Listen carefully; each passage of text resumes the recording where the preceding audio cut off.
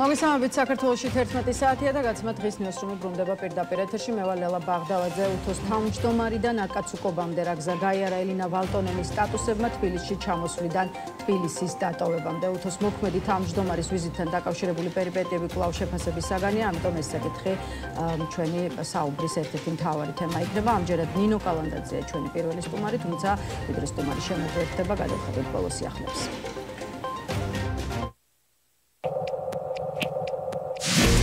საქართველოს სახელმწიფო უსაფრთხოების სამსახურის ანტიკორუფციული სააგენტოს თანამშრომლებმა ახალქალაქის მუნიციპალიტეტის მერის წარმომადგენელი დააკავა. საქმე ეხება მოხელის მიერ თანამდებობრივი უფლება-მოვალეობების შესრულებისას ქრთამის მიმცემის სასარგებლო თქმედების განსახორციელებლად, კერძოდ სასოფლო-სამეურნეო პროდუქტის წარმოშობის შესახებ ყალბი ცნობის გაცემის სანაცვლოდ ქრთამის აღების ფაქტს. დღეს პარლამენტი კონკრეტული პარტიებისა და პირებისთვის პარტიული საქმიანობის აკრძალვის შესახებ საკანონმდებლო პაკეტის დამტკიცებაზე იმსჯელებს. საკითხზე დეპუტატები დაჩქარებული წესით მუშაობენ. საუბარია ცვლილებებზე, რომელიც ჯამში 4 კანონში შედის და ის კონკრეტულ პირებს პარტიულ საქმიანობას, პოლიტიკური თანამდებობის დაკავებასა და პასიურ საარჩევნო უფლებას უკრძალავს.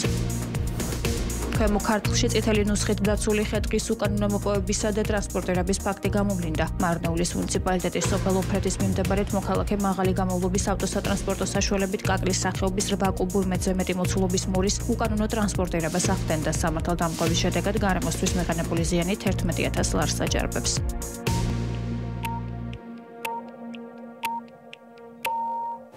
მაშასე ეს არის დღის ნიუსრუმი. კიდევ ერთხელ მოგესალმებით და წარმოგიდგენთ ჩვენს პირველ სტუმარს, ჭავჭავაძის ცენტრის თანადამფუძნებელი ნინო კალანდაძე ჩვენთან ერთად. გამარჯობა ქავტონინო და მადლობა რომ გვესწრებით. კავტონინო, ერთგვარად სკანდალის ელფერი შეიძინა საქართველოში უთოს მოქმედი თავმჯდომარის ფინეთის საგარეო საქმეთა მინისტრის ვიზიტმა, რომელიც 2 დღის წინ შედგა, ამიტომ მოდით დავიწყოთ ამ თემით. აი სოციალურ ქსელში წერდნენ გუშინ და რეალურად მართლაც ასეა.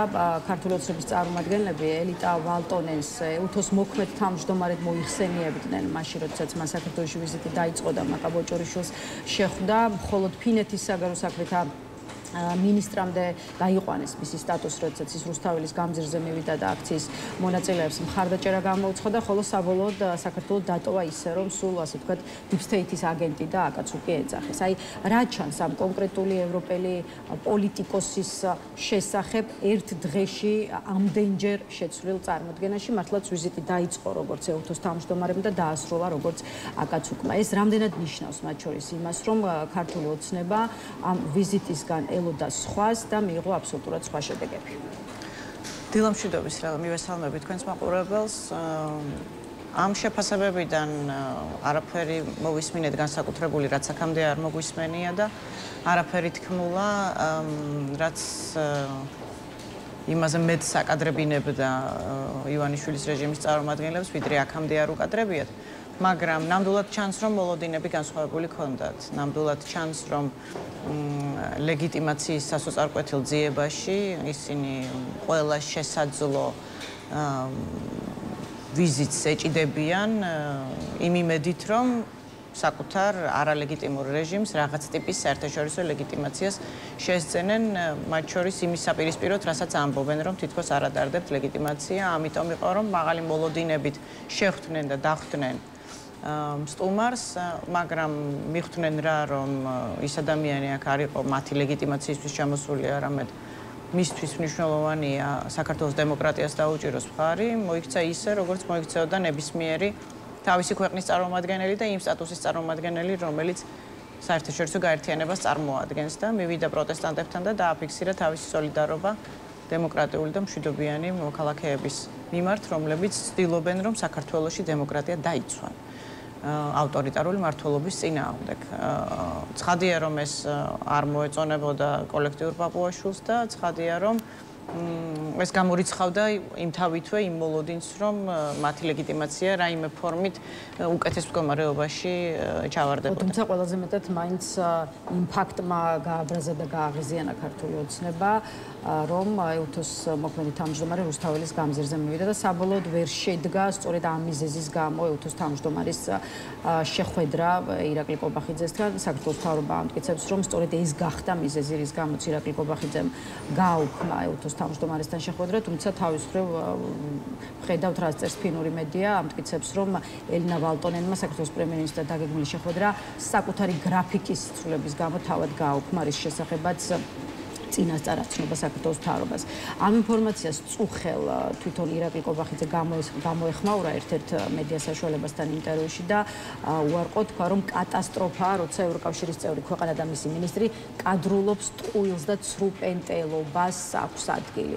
აი ამ თემას როგორ უყურებთ? ვინ გგონიათ ცრუპენტელა, როცა საქმე ეხება შეხვედრის დაქენსელებას, გაუქმებას? Ну, ჩვენ ვაფასებთ იქიდან, ვინ ვის ესაუბრება. ერთ მხარეს დგას ცივილიზებული წარმომადგენლობა, რომელიც სხვათაშორის გრაფიკს და ვიზიტებს წინასწარ ათანხმებს, ანუ ეს ივანიშვილის რეჟიმი რო იყოს ფორმალურად ლეგიტიმური წარმომადგენლობა, რომელსაც ყავს თავმოყარე პროტოკოლი, რომელსაც აქვს რაღაც კონკრეტული ფუნქციები, მაშინ ასეთი შემთხვევები საერთოდ გამოირიცხებოდა, ხო? ან მართლაც შესაძლოა, რომ ვიღაცადღაც გზიდან ვერ მოდის და ვერ ასწრებს შეხვედრაზე, რაც შეუძლებელია, რომ პრემიერ-მინისტრთან ეს მოხდეს. ან წინასწარ არის გაწერილი ყველა ვიზიტი, ვის შეხვდება, როდის შეხვდება, შეხვდება ოპოზიციას თუ არ შეხვდება და შეხვდება თუ არა მშვიდობიან დემონსტრანტებს. ამიტომ მე არ ვიცი ეს ან სურპრიზი რატო იყო მათთვის, ან რატო ქონდათ მოლოდინი, რომ აქ ვინმე ჩამოვიდოდა კობახიძის ლეგიტიმაციის გასამართლებლად და გასამყარებლად. ეს იმთავითვე მაფიქრებინებს, რომ მათი შეფასებებიც ბოლომდე ადეკვატური არ არის. ან ისინი რაღაც გზას ადგენან ხისტად, იმიტომ რომ სხვანაირად თვითგადარჩენის გზას ვეღარ ხედავენ, მაგრამ ადეკვატურად ვერ აფასებენ გარესამყაროს და გარესამყაროს დამოკიდებულებას ივანიშვილის მოვლენის მიმართ, რომელიც სანქციების მოლოდინშია, რომელიც ტოტალურ საერთაშორისო იზოლაციაშია. ამიტომ საერთოდ არ მესმის, რატო ეგონათ, რომ ეუთოს თავმჯდომარე ჩამოვიდოდა და რაღაც კობახიძესთან ღიმილიანი ფოტოებით დაკავდებოდა. ხო, სხვა შორის მხოლოდ სრუპენტელობაში არ ადანაშაულებს ეუთოს თავმჯდომარეს ირაკლი კობახიძე, მას Deep State-ის აგენტს ასევე კიდევ ერთხელ აკაცუკს უწოდებს და მწვავედ აკრიტიკებს აი განსაკუთრებით სწორედ რუსთაველის გამზირზე გასulis და აქციის მონაწილეებთან შეხვედრის გამო. აი ამ რუსთაველის გამზირზე გასulis ნაწილზე აუცილებლად კითხავთ, თუმცა ოდნავ მოგვიანებით იქამდე ზოგადად მინდა შევაფასოთ აი რა სახე მიიღო ერთ დღეში ქართული ოცნების ურთიერთობამ ეუთოსთან და რამდენად შეგვიძლია ვთქვათ, რომ აი კიდევ ერთ ასე ვთქვათ ევროპულ ორგანიზაციასთან შედის ქართული ოცნება, გადადის ასე ვთქვათ ღია კონფრონტაციის რეჟიმში და შესაბამისად რა მდგომარეობამდე მიიყვანს ეს თავად ქვეყანას. აქ ყველაზე ნიშანდობლივი ალბათ ის არის, რომ ეუთო არის საბოლოო ჯამში ბოლო საერთაშორისო ორგანიზაცია, რომლის იმედათაც ჯერ კიდევ ივანიშვილის რეჟიმი იყო.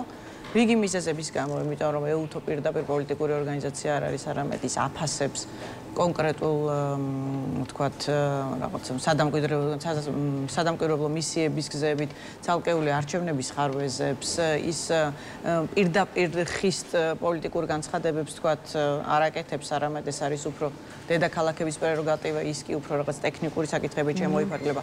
ასევე ბევრჯერ ითქვა, რომ თითქოს რუსული გავლენა ეუთოში უფრო მეტია, რადგან იქ რაღაცნაირი უფრო მეტი წონის მქონე პოლიტიკოსებს აქვთ რაღაც კავშირები რუსეთთან, ამიტომ რიგი მიზეზების გამო ივანიშვილის ხალხი წარმოიდგენდა, რომ ეუთოს იმედად ჯერ კიდევ შეიძლება იყოს, ხო? მათ შორის 2024 წლის საპარლამენტო არჩევნებში, სადაც ორმაგი შეფასება მიეცა მათ მიერ გაკეთებულ დასკვნას. ამიტომ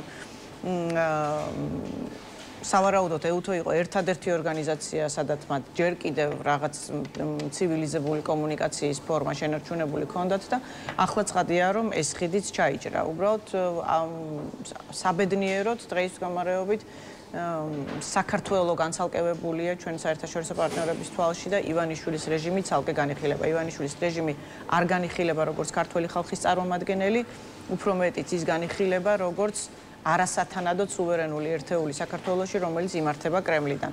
ამიტომ ვთქვათ, ამ ვითარებაში რამე კარგი თუ შეიძლება დავინახოთ ის, რომ კობახიძის რაღაც უგვანო საქციელი არ აისახება ქართველი ხალხის შეფასებას. რაც შეეხება იმას, უნდა მისულიყო თუ არა ეუთოს თავმჯდომარე რუსთაველის გამზირზე ციტატა კობახიძის განცხადებიდან 50 აკაცუკი იყო შეკრებილი აქციაზე და 51 აკაცუკად მივიდა ფინეთის საგარეო საქმეთა მინისტრი, აქ უკვე ესე თქვა ამით ახლა კობახიძე უწოდებს ის. ამით ახლა საკუთარ თავს აყენებს შეურაცხყოფას. თავმჯდომარეს მოიხსენიებს როგორც ფინეთის საგარეო წყების ხელმძღვანელს, არ დაგვიტოვა შანსი რეაგირება არ მოგვეხდინაო, ამბობს კობახიძე და გაბრაზებულია არა მხოლოდ პრემიერ-მინისტრი, არამედ მთელი საპარლამენტო უმრავლესობა შეიძლება ითქვას, რა განცხადებები აღარ მოვისმინეთ გუშინ ეუთოს თავმჯდომარის მისამართით.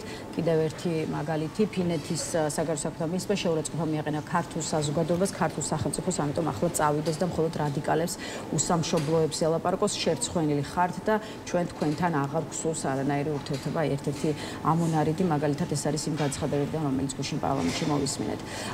რამდენად იყო საჭირო და აუცილებელი ეუთოს თავმჯდომარის მისვლა რუსთაველის გამზირზე და იყო თუ არა მოსალოდნელი, რომ ფინელის სტუმრის მომიტინგეებთან გამოჩენას მოყვებოდა აი ის მწვავე რეაქცია, რასაც ქართულ ოცნებაში ვხედავთ. ჩემი აზრით ორივე მოსალოდნელი იყო, იმიტომ რომ მთელი ამ წლების განმავლობაში ჩვენ ვხედავთ, რომ დემოკრატიულ მოძრაობას მთელი მსოფლიო გულშემატკივრობს, ამიტომ შეუძლებელი იქნებოდა, რომ ეუთოს ოფიციალური წარმომადგენელი აქ ჩამოსულიყო და შეხვედროდა მხოლოდ ივანიშვილის რეჟიმის წარმომადგენლებს. ამის დაშვებაც კი მიჭირს, იმიტომ რომ ეს ერთი დიდ დარტყმას მიაყენებდა ქვეყნის აი ამ დემოკრატიულ მოძრაობას და მეორეც ერთი მიაყენებდა საერთაშორისო თანამეგობრობის იმიჯს დარტყმას, იმიტომ რომ აქ მთელი საუბარი ბოლო წლების განმავლობაში, რაზეც მიდის, არის საქართველოში დამყარდება ავტორიტარული რეჟიმი და გადაბარდება ლეგიტიმაცია არალეგიტიმურ ავტორიტარიზმს, თუ დემოკრატიულ მოძრაობას ექნება საერთაშორისო მხარდაჭერა და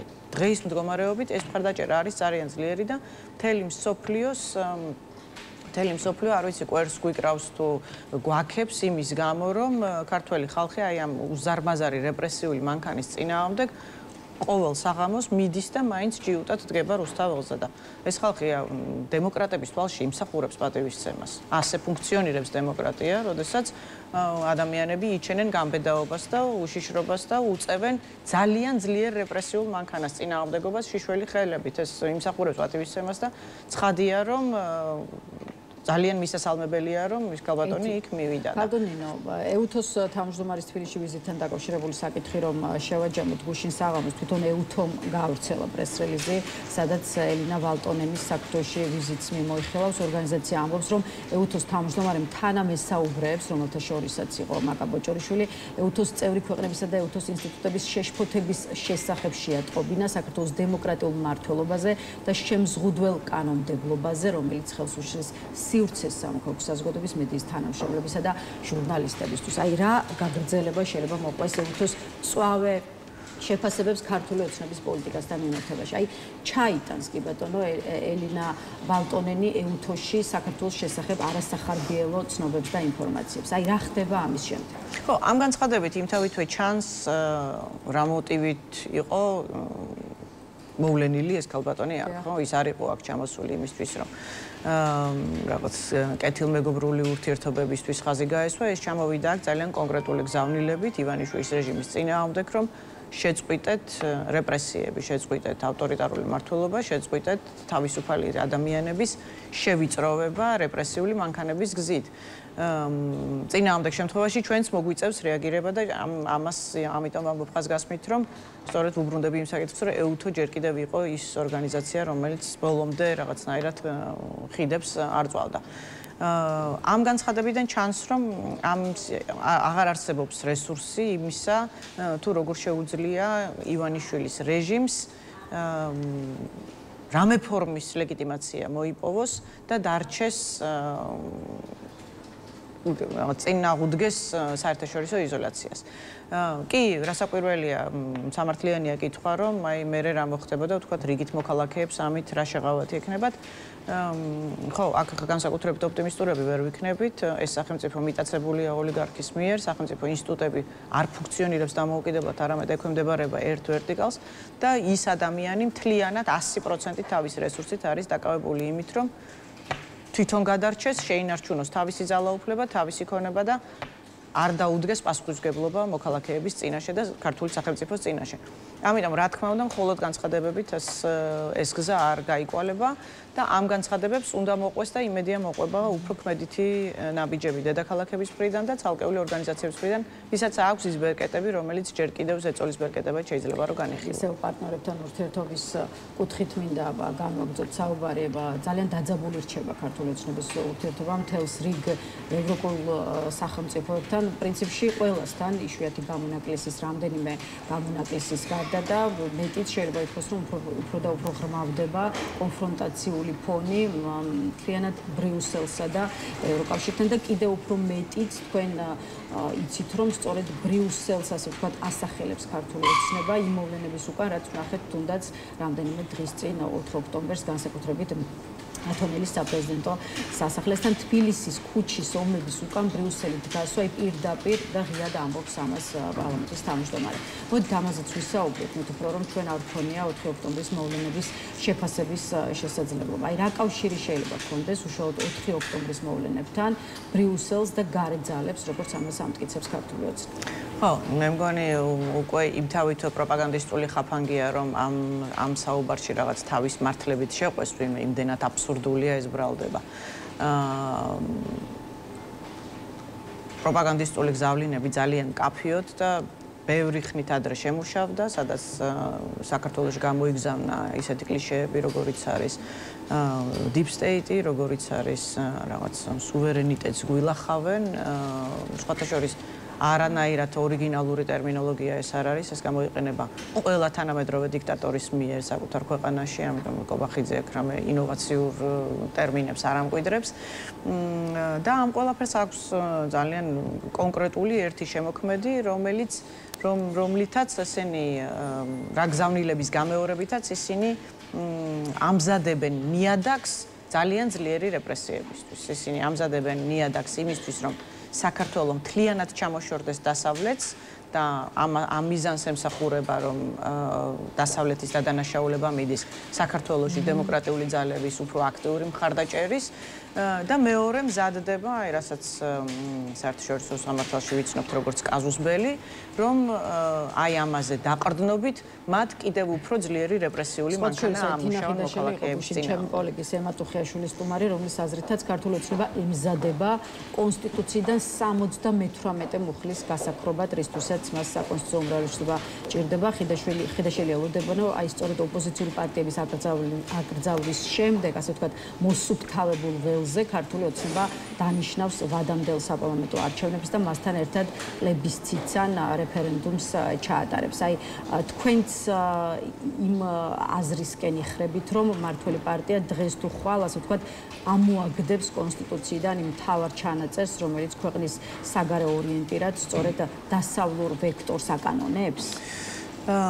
მე უფრო შორს მიმავალის რისკებსაც ვხედავ და საფრთხებს ვხედავ და ბევრად უფრო სახიფათო ნაბიჯების მეშინია ქართული ოცნების პირობებში, იმიტომ რომ ჩემი გმარწმენით ივანიშვილის საქართველოში მოვლენის რუსული მისია იყო სწორედ ის, რომ პირველი საქართველო მთლიანად ჩამოაშოროს დასავლურ ორბიტას, ანუ დასავლეთმა საერთოდ ვერ შეძლოს რეგიონის ამ ნაწილში ფეხის შემოდგმა და ნებისმიერი ტიპის დემოკრატიის ხელშეწყობა. ეს ერთი და მეორე იმისთვის, რომ ქართულ სახელმწიფოში ზუსტად ის პოლიტიკა გაატაროს, რომელიც არის კრემლის დავალება და მე ვფიქრობ, რომ არა მხოლოდ 78 მუხლის ფორმალური ამოღება არის მათი მიზანი, რაც დღეის მდგომარეობით აბსოლუტური ფორმალობაა, ხო, ის არანაირ ფაქტობრივ საფუძველს აღარ ატარებს. ჩვენ დიდი ხანია ჩამოვშორდით ევროპულ გზას. ამაზე გაცილებით უარესი მგონია მე, რომ ისინი ემზადებიან საქართველოსთვის ნეიტრალური სტატუსის მინიჭებას და ასევე ემზადებიან დაოკუპირებული ტერიტორიებისთვის განსხვავებული სტატუსის მინიჭებას. ეს იქნება მათი ამოცანა, ეს არის რუსული დავალება. აქამდე ვნახეთ, რომ პირწმინდად და პირნათლად შეასრულა ყველა რუსული დავალება ივანიშვილმა, რომელიც მას დაევალა დღიდან საქართველოში მოვლენისა და ეს იქნება ძალიან ლოგიკური ხაზი და ამას მოწმობს ისიც, თუ რატომ გამალებით ჩქარობენ ისინი, რომ ეს საკონსტიტუციო უმრავლესობა მოიპოვონ. და როგორც ჩანს გახარია ამის შესაძლებლობას მათ მიცემს და რისთვისაც ისინი ცდილობენ რომ სრულიად ახლებური გეოპოლიტიკური ჩარჩო შემოუფარგლონ საქართველოს ამ ვითარებაში. ივანიშვილის კიდევ ერთხელ ამბობს 78 მუხლის ამოღება მაღალი ალბათობით საფრთხის ქვეშ არის, მაგრამ ეს არის ამ ეტაპზე მხოლოდ ფორმალობა, იმიტომ რომ de facto ჩვენ უკვე მოქმედებთ როგორც ფაქტობრივად სრულად ოპოზიციური სპექტრის ასაკრძალად ემზადება ქართული ოცნება. ფიქრობთ რომ დატოვებს გახარიას პარტიას, იმიტომ რომ რაღაც ისეთი მინიშნება გააკეთეთ მასთან მიმართებაში. ჩემი აზრით სხვანაირად გაქვთ განცდა რომ ერთგვარი პოლიტიკური ვაჭრობა შედგება ქართულ ოცნებასა და გახარიას პარტიას შორის. ობიექტურად სხვანაირად აუხსნელია არალეგიტიმურ პარლამენტში, რომელიც ნაცნობია, რომ არის არალეგიტიმური, იქ საერთოდ უკან შებრუნებაზე რატო უნდა იყოს რომელიმე პოლიტიკური სუბიექტის დღის წესრიგში ეს საკითხი. თუ არა, ძალიან ძლიერი და კონკრეტული მოლაპარაკება კულისებს მიღმა და კონკრეტულ საკითხებზე უსაფრთხოების გარანტიების სანაცვლოდ რაღაც ვაჭრობის კონტექსტზე გავგებარია აი ამ მოცემულობაში, როდესაც ცივილიზებული სამყაროს არც ერთი წარმომადგენელი ამ პარლამენტს ლეგიტიმურად არ ცნობს, ოპოზიციურად ცნობილმა პოლიტიკურმა სუბიექტმა რატომ უნდა გადაწყვიტა, რომ უკან უნდა დაბრუნდა პარლამენტში. სხვა რა ახსნა შეიძლება კონდეს გარდა იმისა, რომ ეს არის რაჩეხება აი ოპოზიციური პარტიების და ოპოზიციონერი პოლიტიკოსების პოლიტიკური საქმიანობის აკრძალვას, რასაც ქართული ოცნება აპირებს და როგორც მართლ პარტიაში ამბობენ, უკვე მომზადებულია კიდეც საკონსტიტუციო სარჩელი, ისე როგორც აი დღეს უკვე მეორე და მესამე მოსმენით უნდა დაამტკიცოს პარლამენტმა შესაბამის კანონებში ცვლილებები. აი თვითონ ირაკლი კობახიძე ამბობს და კიდევ ერთხელ უნდა ვახსენოთ კობახიძის პოზიცია, რომ ზუსტი სია ცნობილი რამდენიმე დღეში გახდება, როცა სარჩელი ოფიციალურად შევა საკონსტიტუციო სასამართლოში, თუმცა შეიძლება საუბარი იყოს 10-მდე პარტიის აკრძალვაზე, მათ შორის მცირე პარტიების ჩათვლით, თუ ამბობს პრემიერ-მინისტრი. ხა 10-მდე პარტიის აკრძალვა ნიშნავს იმას, რომ ფაქტობრივად პოლიტიკურ ველზე მარტო ქართული ოცნება შეიძლება დარჩეს. შესაბამისად, აი მართველი პარტიის რა მიზნებს და გათვლას ხედავთ აი ნაბიჯებში, რასაც ახლა დგამს სახელმწიფო პარტია. რა იქნება მას შემდეგ თქვენი აზრით, როცა პოლიტიკური საქმიანობის უფლება შეიძლება დარჩეს მხოლოდ ქართულ ოცნებას? აქაც ცოტა უკან გადავახვევ და ვიტყვი, რომ ეს არის რუსული ისტორიული რევიზიონიზმის ნაწილი, რომელიც ივანიშვილმა მოსვლის დღიდანვე განაცხადა და მან თქვა, რომ მან უნდა გაანადგუროს მაშინ ის ერთადერთი ოპოზიციური პარტია, პროდასავლური პარტია, რომელიც ველზე იყო, ეს იყო მაშინ ნაციონალური მოძრაობა, რომელშიც ყველა ეს პატარა პარტია შედიოდა თავის დროზე. და ამას ჰქონდა ერთადერთი მიზანი. ნაციონალური მოძრაობა დღის მდგომარეობით არანაირი როგორც პოლიტიკური სუბიექტი თუ ცალკეული პარტია არანაირი რესურსის მატარებელი არ არის. არც ერთი თვალსაზრისით, არც პოლიტიკურის, არც ფინანსურის, არც მორალურის არანაირი რესურსის მატარებელი არ არის. დღის მდგომარეობით გაკოტრებული პოლიტიკური ორგანიზაცია. მაგრამ იმის გამო, რომ ამ პოლიტიკურ სუბიექტთან ასოცირდება საქართველოს პროდასავლური კურსი, ასოცირდება ევროპული რეფორმები, ასოცირდება ნატოსა და ევროკავშირში ინტეგრაციის პროცესი, ეს მთლიანად უნდა ამოვარდეს საქართველოს ისტორიიდან, როგორც რაღაც კარგი, რაც ოდესმე მომხდარა. ამიტომ არის, რომ სწორედ ეს ორგანიზაცია იყო პირველივე დღიდან ივანიშვილის ძალიან დეკლარირებული სამიზნე, ეს არ იყო შეფარული პოლიტიკა, ეს იყო ძალიან დეკლარირებული მიზანი. ეს პარტია უნდა განადგურდეს, ეს პარტია უნდა დაიშაროს, ყველა ვინც ამას გაემიჯნება და დაგმობს, შანსი აქვს, რომ ჩვენთან ურთიერთობა შემოვიდეს. ამავდროულად მე შევქმნი პოლიტიკურ ალტერნატივას, პოლიტიკურ ოპოზიციას, რომელიც იქნება კონსტრუქციული, რომელიც იქნება თემატური და რომელიც ითანამშრომლებს რეჟიმთან იმ ფორმით, რა ფორმითაც რეჟიმს ეს სჭირდება. ასეთი რამდენიმე ტალღის მსვლელობა იყო ივანიშვილის მხრიდან, იქ ცალკეული პრორუსული ორგანიზაციები, რომლებიც შეიქმნა და რომელიც მე ისევ შეიწოვა ივანიშვილმა პოლიტიკურ ველზე. ახალ მოთამაშეებსაც ვხედავთ, რომ ვიღაცებს გამოაგორებს ნელ-ნელა, რომელსაც მწვანეშუქი ექნებათ ივანიშვილის მხრიდან, მაგრამ ის პოლიტიკური ორგანიზაციები, რომელიც ოდესმე რამე ფორმით პოლიტიკურად ასოცირდებოდნენ საქართველოს პროევროპულ კურსთან, ისინი უნდა აიგრძალოს. ამიტომ აქ ძალიან გულუბრყვილო იქნებოდა ვიფიქროთ, რომ ხა ცალკეული პოლიტიკოსების მიმართ რაიმე უკმაყოფილების თუ ანტიპატიის გამოხდება, ეს არის ძალიან კონკრეტული მიზანმიმართული დავალება. ცალკე მნიშვნელობა ენიჭება თავად ფაქტს, რომ პოლიტიკურ ორგანიზაციებს როცა კრძალავ, ეს ნიშნავს, რომ ფორმალურადაც დიქტატურას ამყარებ. ანუ შენ ამბობ, რომ მე ვხდები დიქტატორი, რომელიც პოლიტიკურ პროცესს აღარ განიხილავს როგორც, მაგრამ ასევე ბოდიში დავასრულებ, ვინაიდან ეს ბევრჯერ დაგვიანონსეს, რომ საკონსტიტუციოს მიმართავენ, მაგრამ კიდე დროში იწელება.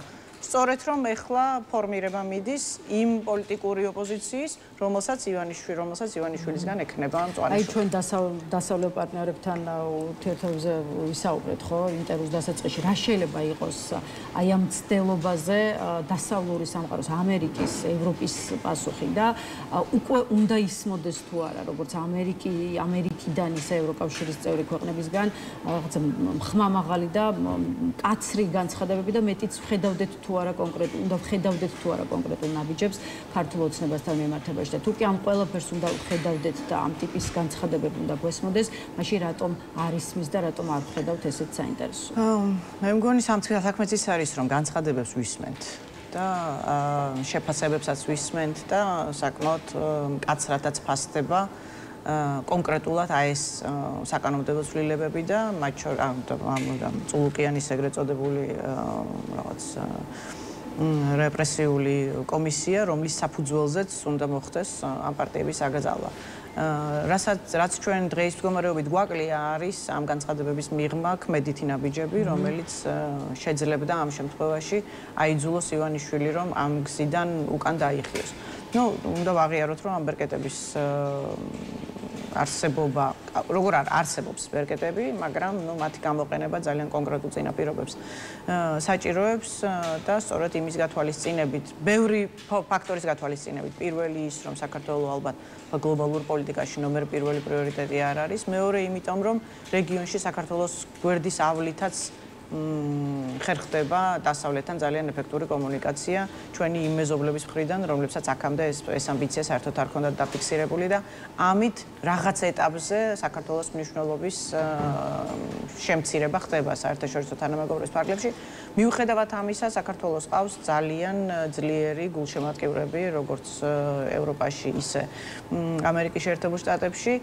მნიშვნელოვანია, რომ გეოპოლიტიკურად საქართველოს იმავე ომის ნაწილად განიხილება, რაც მიმდინარეობს უკრაინაში და შესაბამისად მათი ძალისხმევა რუსეთი დაასუსტონ იმ ფრონტზე, ასევე გარკვეულწილად საქართველოს ინტერესებს სადგება, მაგრამ გეთანხმებით, რომ ამ წუთისთვის რასაკვირველია ყველას გსურს, რომ უფრო ქმედითი ნაბიჯები გადაიდგას და არა მხოლოდ განცხადებებით შემოვიფარგლოთ, მაგრამ საერთაშორისო თანამეგობრობა, სხვა შორის აღმოსავლეთ ევროპა განსაკუთრებით წავით უყურებს ამ საკითხს, მაგრამ არა მხოლოდ ძალიან კაფიოთ გაცხადდა, რომ ივანიშვილი ერთპარტიულ მმართველობას აკანონებს საქართველოში. არა მხოლოდ ამყარებს ფაქტობრივად, არამედ ახლა დაკანონებულად მხოლოდ ერთი პარტია იქნება ლეგიტიმური და ყველა დანარჩენი იქნება უბრალოდ მისი ფორმალური ლეგიტიმაციით საფუძველი, როგორც ეს არის რუსეთში და არ ვიცი, ალბათ ჩრდილოეთ კორეაშიც რაღაც ოპოზიცია არსებობს.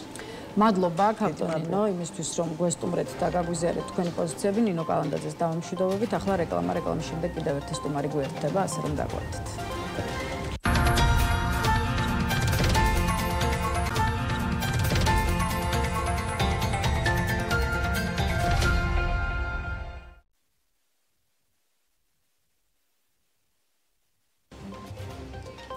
ასე რეკლამის შემდეგ ვაგრძელებთ პირდაპირ ეთერში მუშაობას. გვერდება ჩვენი კიდევ ერთი სტუმარი, პარტია ახარია საქართველოსთვის ერთ-ერთი ლიდერი ტატა ხვედელიანია. ჩვენთან ერთად გამარჯობა ტატა და მადლობა რომ გვესტუმრეთ. მადლობა თქვენ მოწვევისთვის.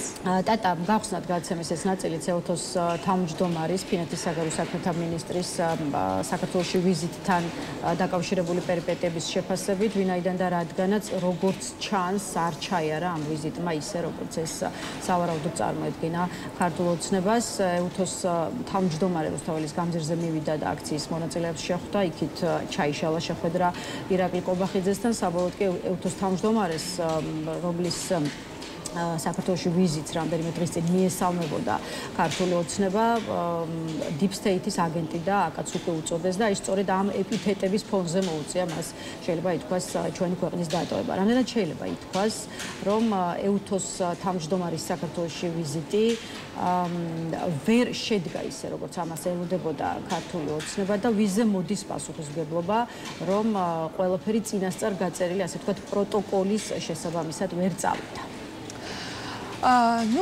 პირველ რიგში უნდა ითქვას, რომ ეს შეხვედრა ისედაც დისკომფორტული იქნებოდა ოცნების პრემიერისთვის, იქიდან გამომდინარე, რომ დღეს ჩვენს ქვეყანას ყავს ეგრეთ წოდებული პრემიერ-მინისტრი, რომელიც საერთოდ არ არის ჩასული საოკუპაციო ხაზთან. შესაბამისად, ნებისმიერი რაკურსით ამასთან დაკავშირებით შეკითხვები მისთვის დისკომფორტული იქნებოდა და აუცილებლად მას მოუწევდა ამ შეხვედრაზე იმ კითხვებზე პასუხის გაცემა, რომელიც ეხება ჩორჩანას, რომელიც ეხება საოკუპაციო ხაზს, ზოგადად და ოკუპირებულ ტერიტორიებს, იმას, რომ რუსეთი არის ოკუპანტი. შესაბამისად, ჩვენი ეგრეთ წოდებული ხელისუფლების წევრები ამ კითხვებს გაურბიან და მათთვის ეს დისკომფორტულია. შესაბამისად, მე ნამდვილად არ შევალ იმის შეფასებაში, რომელმა მხარემ გააუქმა ეს შეხვედრა, თუმცა კონტექსტი ის, რომ ეს შეხვედრა იქნებოდა დისკომფორტული ოცნებისთვის და კობახიძისთვის, ეს არის ფაქტი, იმიტომ რომ ეუთო იცით, რომ საოკუპაციო ხაზთან და ზოგადად ოკუპირებულ ტერიტორიებთან დაკავშირებით საკითხებში არის ძალიან მნიშვნელოვანი აქტორი, რომელიც სხვადასხვა შეფასებებს აკეთებს ამ მიმართულებით. რა თქმა უნდა, ეს შეკითხვები იქნებოდა და მე მინდა შეგახსენოთ ბოლო განვითარებული მოვლენები, იმის შემდეგ, რაც მათ აწარმოეს დანაშაულებრივი გამოძიება ჩორჩანას შესახებ, სადაც დაადანაშაულეს ქვეყნის ყოფილი პრემიერ-მინისტრი გიორგი გახარია იმაში, რომ მან დააზიანა ჩვენი ქვეყნის ინტერესები იმითი, რომ ჩადგას მის გადაწყვეტილებით ჩაიდგა საგუშაგო ჩორჩანაში.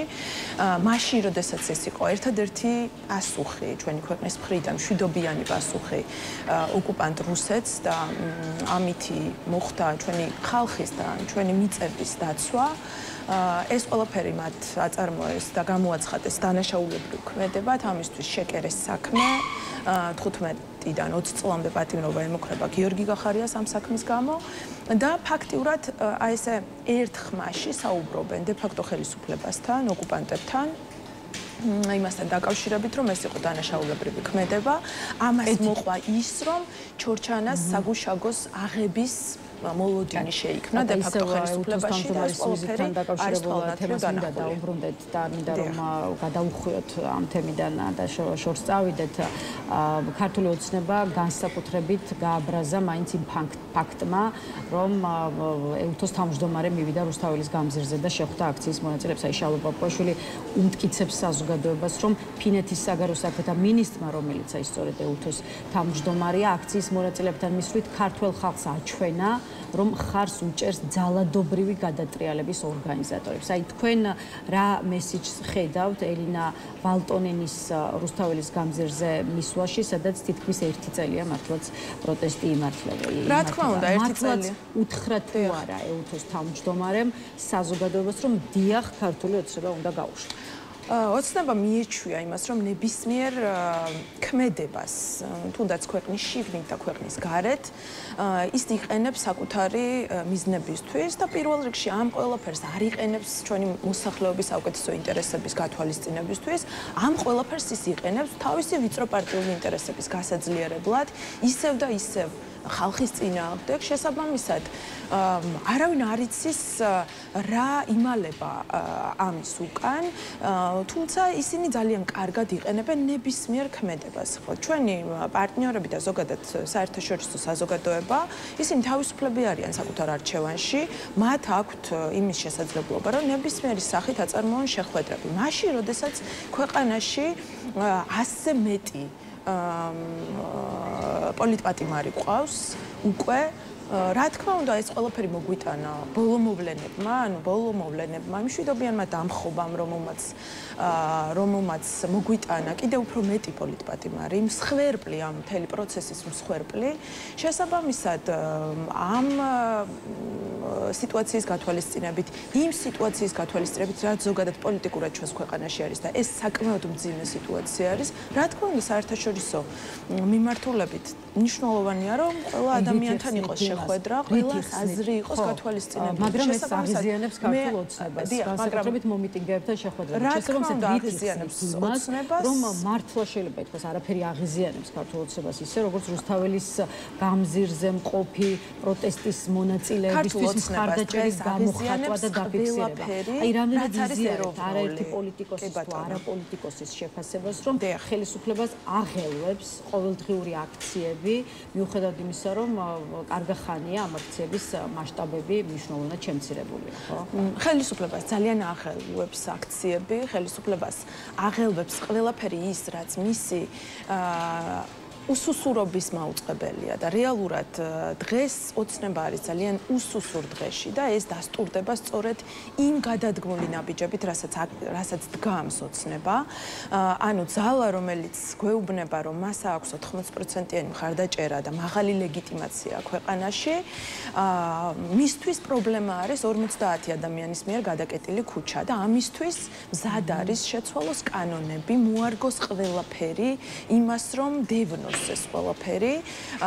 შესაბამისად, აქ ჩანს მათი უსუსურობა პირველ რიგში. მათ არ აქვთ იმის საშუალება, იმის რესურსი, რომ ესაუბროს ადამიანებს, ესაუბროს საკუთარ მოქალაქეებს.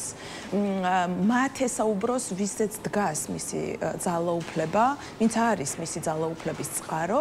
შესაბამისად, ის იგონებს ახალ კანონებს, დრაკონულ კანონებს იმისთვის, რომ დევნოს განსხვავებული აზრი. მალე ალბათ განსხვავებული განძირზე ყოველდღიური საპროტესტო შეკრება, მთავარი სამიზნე, ასე ვთქვათ, იმ ახალი კანონპროექტისა.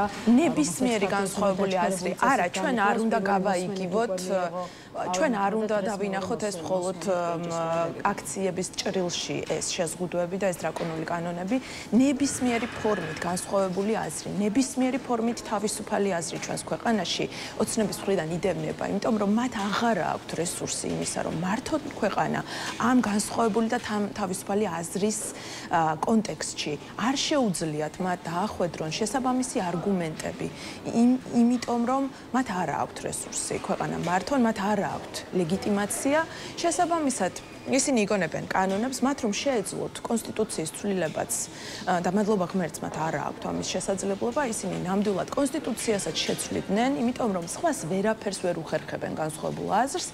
და მთავარი არის ის კანონები, რომლებიც ახლა შემოდის, კიდევ უფრო მეტად ამძიმებს პოლიტიკურ ვითარებას. ამას ისინი ვერ ახსნიან, ვერც ქვეყნის შიგნით, ვერც ქვეყნის გარეთ, იმიტომ რომ ეს მხოლოდ და მხოლოდ ადასტურებს იმას, რომ ოცნება დღეს უსუსურ დღეშია.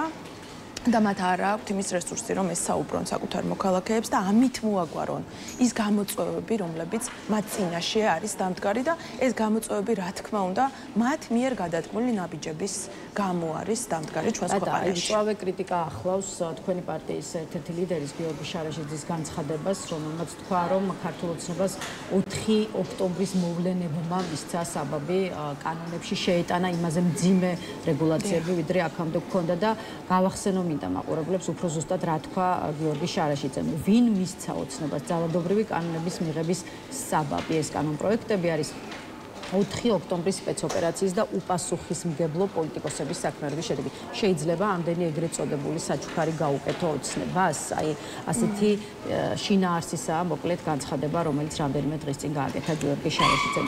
იზიარებთ პარტიაში მის პოზიციას? ეს არის პერსონალურად გიორგი შარაშიძის, ასე ვთქვათ, პოზიცია თუ ეს არის პარტიული შეხედულება, იმიტომ რომ თუ კი იზიარებთ, საპასუხო კითხვას გისვამენ კონკრეტული ადამიანები. აი, მაგალითად, ასეთია ეს კითხვა. თქვენივე ლოგიკით გამოდის ქართული ოცნება, რომ გიორგი გახარიას წინააღმდეგ ლამის 20 წლიანი მუხლით აპირებს საქმის აღძრას, რაზეც თქვენ დღეს ისაუბრეთ კიდეც, ეს გახარიას უპასუხისმგებლო პოლიტიკის შედეგია, თორემ ოცნება ამას როგორ გააკეთებდა. ერთი შეხედვით ნამდვილად ლოგიკური უკითხვა იმ ადამიანების მხრიდან, ვისაც თქვენი პარტიის პოზიცია თუ პერსონალურად გიორგი შარაშიძის პოზიცია. კი ბატონო, მე სრულად ვიზიარებ რა თქმა უნდა გიორგი შარაშიძის პოზიციას და ჩვენ ძალიან ბევრჯერ ვთქვით ამის შესახებ.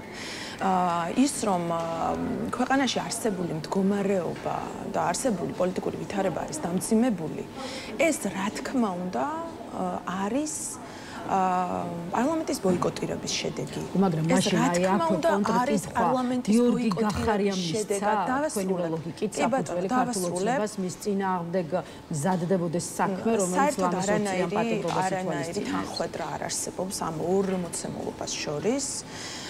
ის რომ გიორგი გახარიას წინააღმდეგ შეთითხნილი ბრალდებები არის ჩორჩანაზე, 20 ივნისზე და კიდევ ბევრი საქმეები იქნება, იმიტომ რომ ოცნება არის არაპროგნოზირებადი რეჟიმი და ყველა ძალით ცდილობს ყველაზე მნიშვნელოვანი და ყველაზე ძლიერი საკუთარი ოპონენტი დევნოს პოლიტიკურად და სწორედ ამიტომ მისი ოცნება ქართული ოცნების ოცნება და ასევე ნაციონალური მოძრაობის თანხვედრაში არის მათი სურვილები ამაშიც. არის ის, რომ გიორგი გახარია ჩამოაცილოს პოლიტიკურ სივრცეს, რომ ის აღარ იყოს პოლიტიკურად აქტიური, თუმცა ეს ოცნებად რჩება, ოცნებისთვისაც და ნაციონალური მოძრაობისთვისაც. ანუ ეს არის სრულიად განსხვავებული ორი საკითხი, რომელსაც ჩვენ ვერანაირად ერთ კონტექსტში და ერთ სიბრტყეში ვერ განვიხილავთ. ერთი არის პოლიტიკური ოპონენტის, პოლიტიკური დევნა და პერსონალური ვენდეტა, რომელიც დაანონსებული იყო 2024 წლის არჩევნების წინ 4 დღით ადრე და ჩვენ ნახეთ ერთ-ერთი პროპაგანდისტული მედიის ეთერში პირდაპირი მუქარა გიორგი გახარიასადმი, რომელიც დაანონსდა აბას მოყვა მერე მასზე ესე იგი ბათუმში იყო კონკრეტულად ფიზიკური ანგარიშწორება მის მიმართ, ასევე იყო თბილისის აეროპორტში, ეს ყველაფერი არის ჭირდება ქართულ ოცნებას საბაბი გადადგას ის ნაბიჯები, რომლის გადადგმაც მას უნდა. რა თქმა უნდა, ძალიან ჭირდება, იმიტომ რომ გიორგი გახარია კითხვებს იწვევს. მისი უნიშნულოვანესი ოპონენტი იწვევს, რატომ ემთხვევა ბოლო პერიოდის განმავლობაში გიორგი გახარიას პარტიის პოზიციები რიგ საკითხზე ქართული ოცნების პოზიციებს და მეტიც ალბათ თავადაც ისმენთ ხო არაერთი პოლიტიკოსის თუ ამ შემთხვევაშიც არა პოლიტიკოსის შეფასებას და განცხადებას იმის თაობაზე რომ უკვე ვეღარც გაურკვევიან სად არის გიორგი გახარიას პარტია ოპოზიციაში თუ არის ხელისუფლებაში. ჯერ პირველ რიგში დაუბრუნდები იმ შეკითხვას, რომელიც თავიდან დასვით. ძალიან მნიშვნელოვანია ჩვენ ვთქვათ ამ პროცესში, აი ამ თვითმმართველობის არჩევნების შემდეგ. ჩვენ თუ შეცდომას არ დავარქმევთ შეცდომას, დანაშაულს არ დავარქმევთ დანაშაულს, უპასუხისმგებლო პოლიტიკოსებს არ მივუჩენთ თავის ადგილს.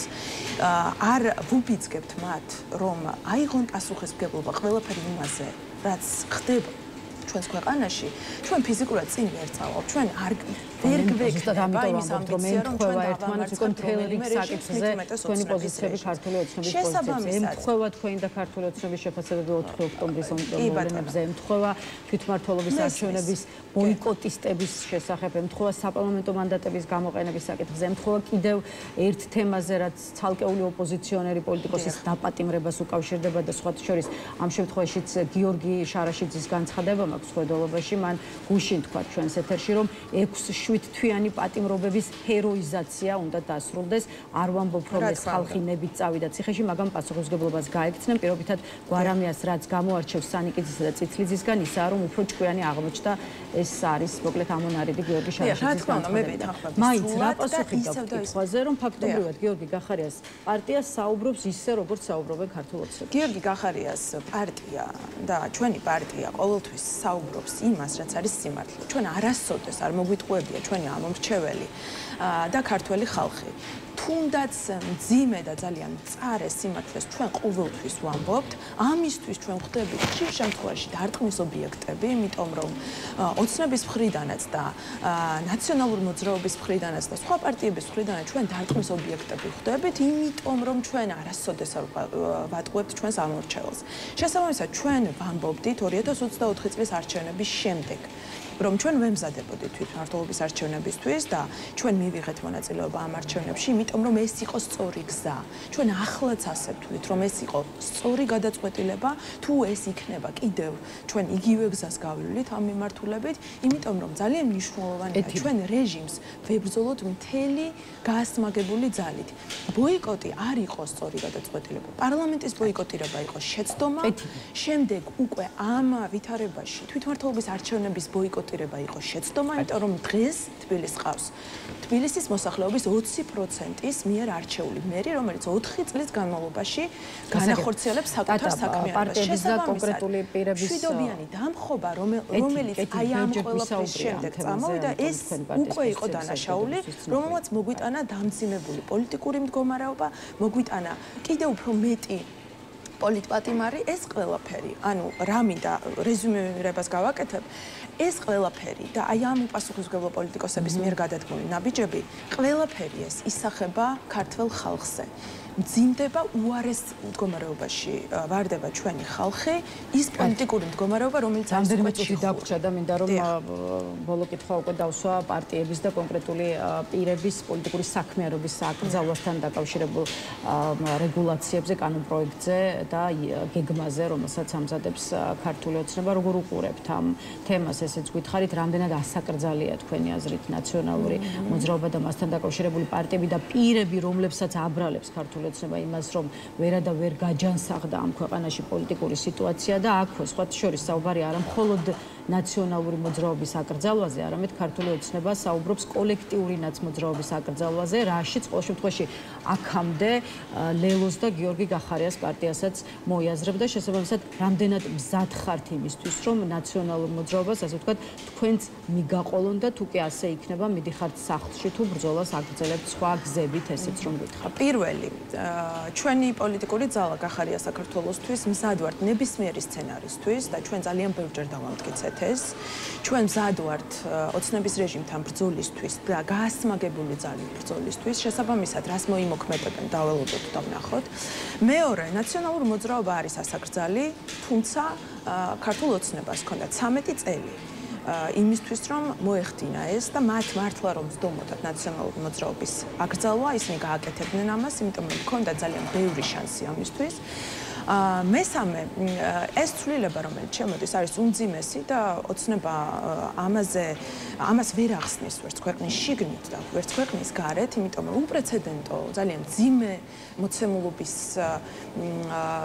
მქონე კანონია, ისევე როგორც სხვა კანონები, თუმცა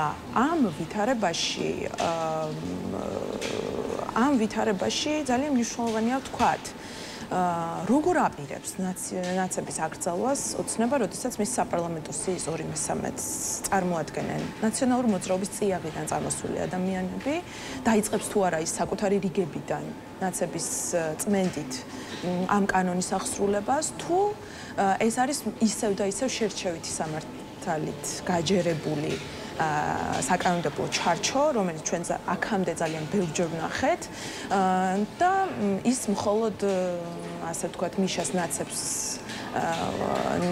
ნაცებზე გაავრცელებს ამ კანონის. ასეც არის გაცხადებული, ხო, ეხება სწორედ ჩვენ უნდა დავინახოთ ამ დღეს წარმოადგენს ნაციონალურ მოძრაობას და არა ვთქვათ წარმოადგენს წარსულს. მოკლედ ამბობთ, რომ ნაციონალური მოძრაობა არის ასაკრძალი, მაგრამ გიორგი გახარიას პარტია უნდა დარჩეს. გიორგი გახარიას არანაირი მიზეზი არ აქვს იმისი. გიორგი გახარია გახლავთ ქვეყნის ყოფილი პრემიერ-მინისტრი, რომელიც ერთადერთი იყო, რომელმაც მიიღო სწორი გადაწყვეტილება, თუნდაც ჩორჩანას შემთხვევაში და გიორგი გახარია იყო ერთ-ერთი ყველაზე მნიშვნელოვანი და ეროვნული პრემიერ-მინისტრი ოცნების რიგებში, რომელმაც ძალიან ბევრი გამარჯვება მოუტანა ოცნებას და ის ყველა გამარჯვება, რომელიც თუნდაც ევროკავშირთან ურთიერთობის მიმართულებით გიორგი გახარიამ მოუტანა ოცნებას, აი ამასაც კარგავს დღეს ოცნება და უკან მიდის საკუთარი საკანონმდებლო ჩარჩოებით. მადლობა ტატა, მადლობა იმისთვის, რომ დაგვითმეთ დრო და უპასუხეთ ჩვენს კითხვებს. პარტია გახარია საქართველოსთვის წარმომადგენელ ტატა ყვედელიანს დავამშვიდობებით. დღის ნიუსრუმი ამით ასრულებს მუშაობას, თუმცა დღეს ხუთშაბათია, შესაბამისად საღამოს 9:30-ზე უკვე თავისუფალ სტუდიაში შევხვდებით ერთმანეთს, ასე რომ მხოლოდ დროებით გავშვიდობთ.